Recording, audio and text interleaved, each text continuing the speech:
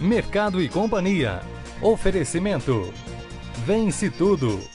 Um novo momento, uma nova identidade.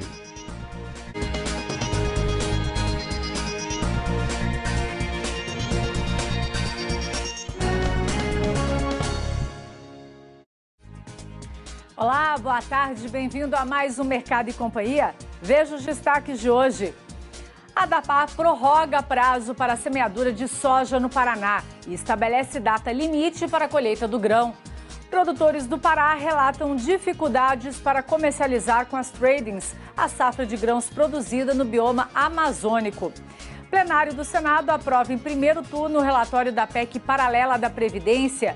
Entre os pontos alterados está a taxação das exportações para cadeias verticalizadas. Depois de fechar com alta de 2,22%, maior valorização em 7 meses, dólar volta a operar com estabilidade no patamar de R$ 4,10. Tem ainda as cotações, a sua participação e muito mais. Mercado e Companhia já está no ar. A Agência de Defesa Agropecuária do Paraná prorrogou o prazo para a semeadura de soja no estado. A medida foi publicada ontem pela ADAPAR. A nova norma não define uma data final para o plantio da cultura. No entanto, estabelece que o produtor vai ter até o dia 15 de maio como limite para a colheita ou interrupção do ciclo da soja. Sobre esse assunto, a gente conversa agora com Manuel Luiz de Azevedo, que é diretor de Defesa Agropecuária da ADAPAR. Manuel, essa decisão foi tomada devido às questões climáticas enfrentadas pelos agricultores do estado. Boa tarde, bem-vindo. Boa tarde. Justamente, o principal fator foi os problemas climáticos que acabam prejudicando a instalação da cultura, né? Seja, porque ela tinha um limite até o dia 31 de dezembro de plantio e nem sempre as condições climáticas eram favoráveis a esse plantio até dia 31 de dezembro, seja por excesso de chuvas ou por estiagem. E aí resolvemos, então, retirar essa data limite, mesmo porque tinha sido essa data limite sido estabelecida lá em 2015, que inicialmente também não tinha uma data limite estabelecida, só tinha um período do vazio sanitário estabelecido. Depois evoluímos para essa data limite, só que vimos com o tempo de que não estava muito adequado, porque acabava prejudicando a instalação das culturas, que não dava tempo muitas vezes até o dia 31 de dezembro. E como existe a limitação para o encerramento do ciclo da cultura, ou a colheita até o dia 15 de maio, naturalmente o produtor tem que se adequar com o plantio para não passar desse período. E essa medida vale somente para esta safra ou para outros ciclos futuros também? Para ciclos futuros. E por que o senhor optou aí por não definir uma data limite para o plantio da soja no Paraná aí? Porque está definido uma data limite de cultivo. Então, forçosamente, o produtor tem que se antecipar com a questão do plantio, porque senão ele ultrapassa a data limite do cultivo. E aí ele vai ter problema lá na frente. E sem essa data limite aí, não ocorre o risco de ter uma dificuldade para o controle da ferrugem asiática no estado, Manuel? Acreditamos que não, mesmo porque o clima, ele... Aqui no Paraná, ele é um clima mais ameno, na região sul do Paraná mais ainda, né? E com um clima mais ameno, dificulta também o desenvolvimento do fungo, né? Os maiores problemas que a gente vai ter nas épocas mais quentes do ano, mas nós temos também que ali no sul do Paraná, ou na divisa ali já do Paraná em Santa Catarina, o plantio ele se estende até 10 de fevereiro. E isso estava trazendo um problema para o produtor do Paraná, que em propriedades vizinhas podia plantar e ele não podia plantar. Então havia um desconforto em relação a essa data limite estabelecida aqui no Paraná, e era uma solicitação do setor produtivo de que essa data limite fosse prorrogada, mas a prorrogação em si não, para nós, prorrogar 20 dias ou 15, 20 dias, não adiantava muito colocar isso em norma, porque existe uma data limite de encerramento do ciclo. Então resolvemos, por bem, tirar essa data limite de plantio. Então, com a nova medida, sem data limite para o plantio, Manuel, mas com uma data limite para a colheita ou interrupção do ciclo da soja, fica a caráter do agricultor fazer um planejamento da semeadura, é isso? Tem que fazer um planejamento de acordo com a variedade que ele vai plantar, né? Ele tem que encerrar o ciclo até o dia 15 de maio. O plenário do Senado aprovou ontem, em primeiro turno, o relatório da PEC paralela da Previdência. O texto altera pontos da reforma aprovada pelo Senado em outubro e que deve ser promulgada na próxima terça-feira. A principal mudança é a inclusão de estados e municípios no novo sistema de aposentadoria. Uma grande preocupação do setor era a taxação das exportações do agronegócio, que poderia ser incluída do projeto. Para reduzir o impacto no setor, o senador Luiz Carlos Reins, do PP do Rio Grande do Sul, apresentou emendas que foram acatadas durante a elaboração do relatório na Comissão de Constituição e Justiça. Veja só. O relator da PEC paralela, Tasso Gereissati, do PSDB do Ceará, manteve a previsão de cobrança da contribuição previdenciária nas exportações agrícolas, que pode arrecadar, segundo os cálculos iniciais do parlamentar, até 60 bilhões de reais em 10 anos. No entanto, o deputado Luiz Carlos Reins explica que a taxação é apenas para quem exporta e não recolhe impostos sobre a folha de pagamento, mas sobre o faturamento, procedimento comum nas chamadas cadeias verticalizadas, que produzem, industrializam e vendem os produtos. O pessoal do suíno, do frango, por exemplo, que é exportado, eles pagam pela folha, portanto não vão pagar os 2,6. Isso praticamente estava ajustado. Da mesma forma a questão da soja, grande parte, conversamos ontem com o Rick, da nossa OCEPAR, lá do Paraná, e falava em nome das cooperativas. A emenda foi feita por eles. Dessa forma também as cooperativas que exportam, as traders que exportam, não pagam esse 2,6, que será pago apenas para empresas verticalizadas que produzam. Eu tenho boi, que eu sou produtor de boi, industrializo e exporto. Bom, esse pagará. Mas são poucos, não é o caso do produtor em si, que vai produzir o boi ou algum produto, por exemplo, derivado florestal, que possa a empresa produzir madeira e daqui a pouco está produzindo papel e exportando celulose, por exemplo. Nesses casos são produtores verticalizados, que a grande parte já paga pela folha de pagamento, Sueli. Portanto, eles não serão reonerados nessa questão aqui. Foi a vitória que o próprio setor aceitou a emenda e eles nos ajudaram a redigir a emenda, portanto, a OCB, a CNA, a ProSoja, a Brapa, o pessoal ligado aos cerealistas, que fizeram a emenda conosco e essa emenda foi acatada pelo senador Tasso Gereissati. Tasso Gereissati acatou sugestão do senador Luiz Carlos Reins para que a cobrança não afete os setores alcançados pela desoneração da lei, válida até o final do próximo ano. Produtores de soja do Pará enfrentam dificuldades para comercializar a safra de grãos produzida no bioma amazônico. Isso porque, mesmo apresentando a documentação solicitada pelo Código Florestal, os agricultores relatam que algumas tradings não querem fazer negócio.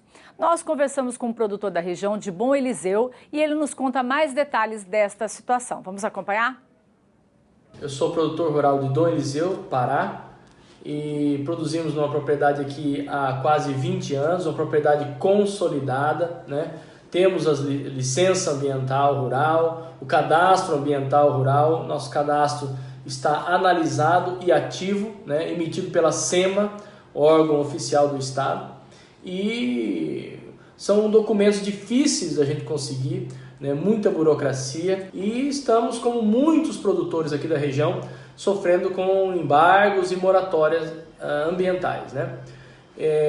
Então a gente tem sofrido com esses embargos sobre nós, toda a região tem sofrido, toda a cadeia produtiva, né? Toda a sociedade, na verdade, da nossa região tem sofrido com isso. Órgãos internacionais com interesses internacionais simplesmente desprezam a nossa licença, né? A licença não tem valor, desprezam o Código Florestal brasileiro E então nós estamos numa situação assim, precisamos da ajuda do governo estadual, principalmente, que emite essas licenças, para fazer valer essas licenças.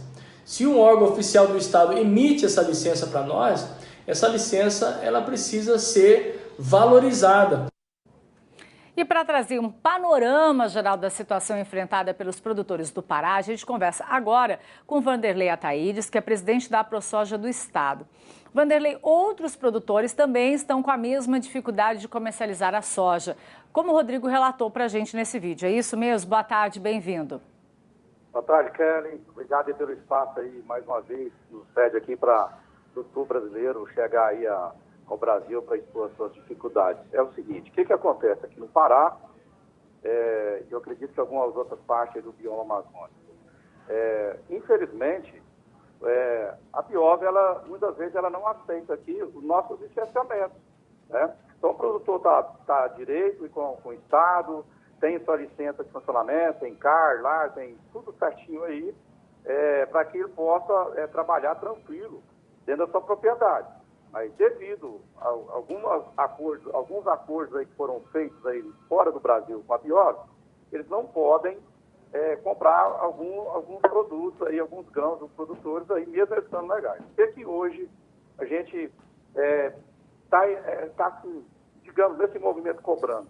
É que aceitem as nossas licenças, a nossa documentação que o Estado nos impõe para que a gente possa vender os nossos produtos. Não tem ninguém aqui trabalhando, tentando forçar a barra aí para que a Biov compre produtos diários que não tenha documentação ajustadamente correta. Então, esse é o nosso trabalho aqui, a nossa bandeira hoje. Nós acatamos o Código Florestal brasileiro, né? Nós estamos dentro da regra.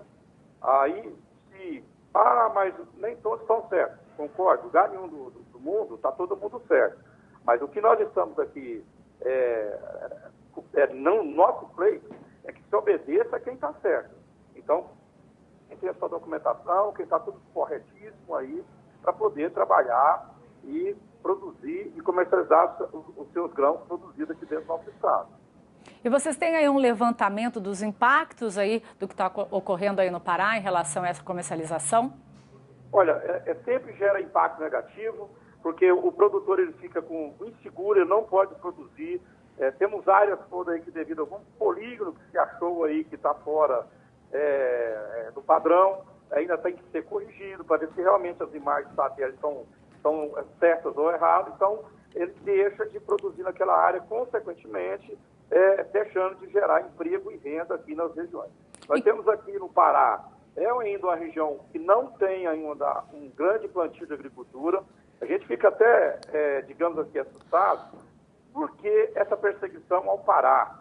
Porque nós temos aqui 125 milhões de hectares, nós produzimos em 600 mil, ou seja, 0,47% do território da superfície do estado. Isso não é desmatamento, isso não é pressão de desmatamento, isso não tem explicação isso aí.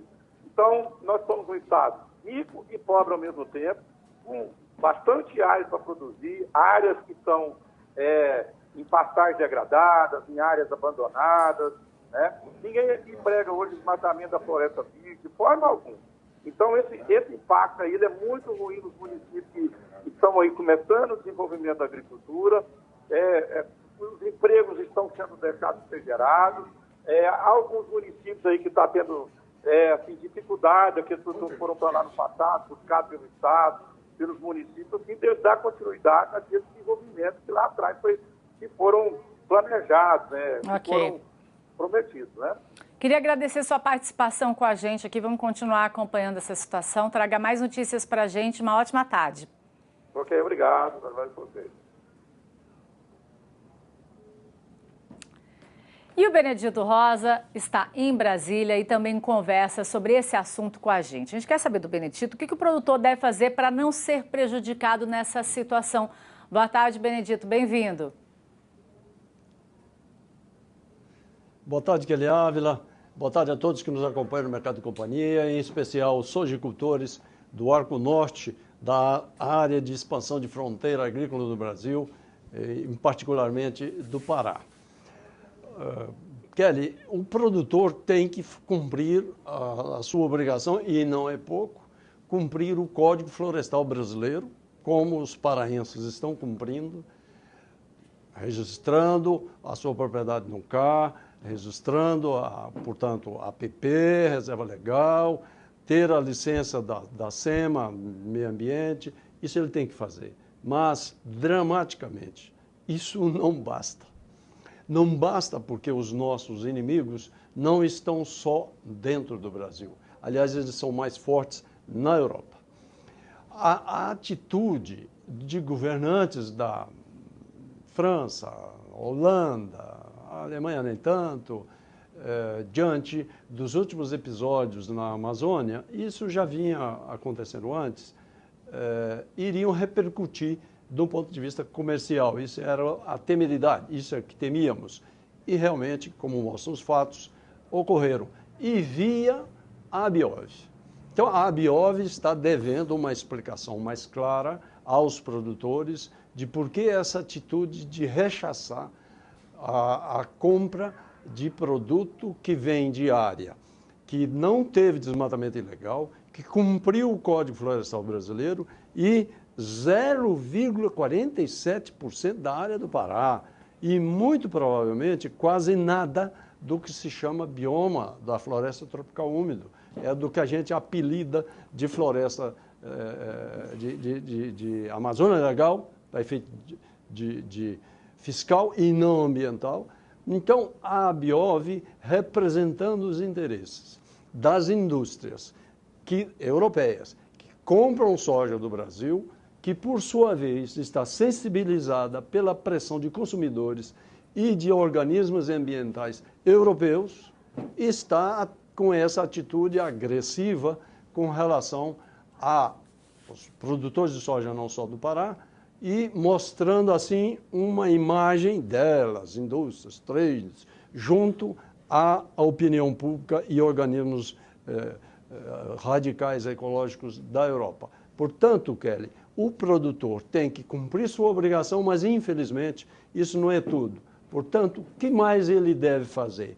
Olha, pressionar o governo federal para que ele continue com a sua ação diplomática junto às indústrias europeias, trades instaladas no Brasil, para que decidam.